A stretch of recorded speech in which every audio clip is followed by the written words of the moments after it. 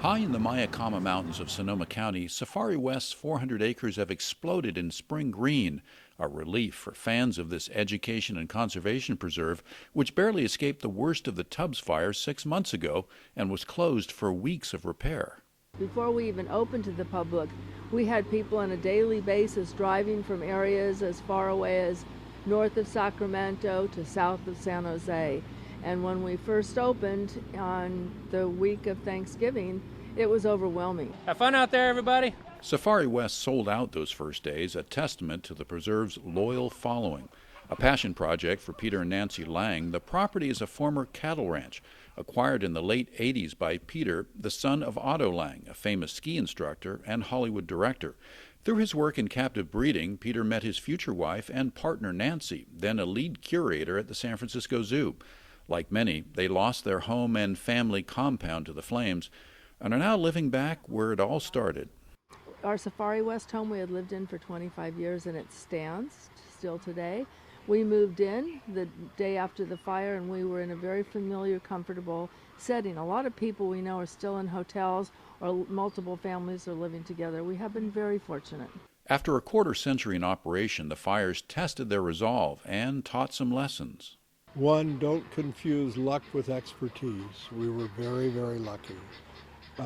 Two, I was here.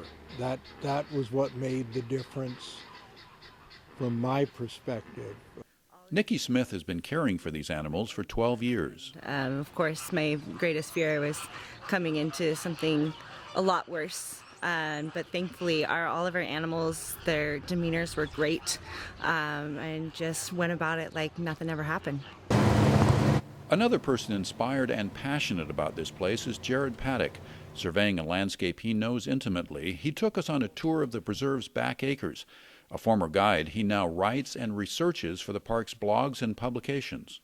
The thing that makes Safari West unique is we're able to simulate an environment that otherwise couldn't really be found unless you hop on a plane and go to Africa. We're very proud to work closely with our zoo partners, especially the ones in San Francisco, Oakland, Sacramento that are closest to us, but we're able to do something totally unique here that you can't find most other places.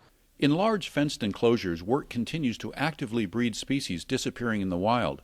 Also along these rugged roads, naturalists like Jared take the opportunity to instill respect for the natural world and sometimes even challenge common perceptions about conservation. It becomes really easy to demonize people out there and be like, well, people in Africa, they don't know, they don't care.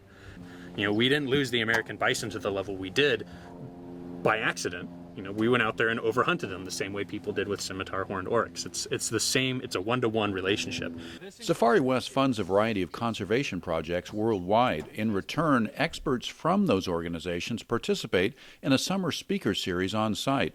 And this summer, for the first time, there'll be a camp experience for kids funded by the Safari West Foundation. We look forward to engaging and experiencing, along with the children, a great summer event.